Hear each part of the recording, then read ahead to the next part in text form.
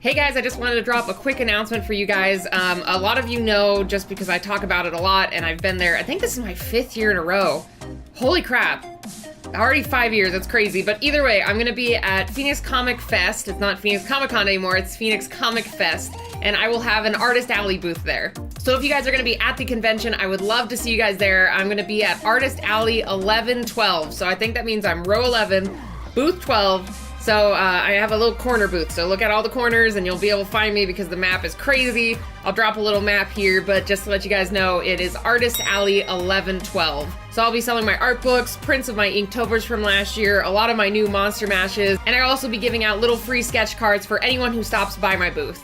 So yeah, this was just a really quick update. I hope to see you guys there, and if you can't find me or anything, please send me a tweet. I'll have my phone nearby, and I would love to help you guys navigate the crazy hall. So just message me if you can't find me.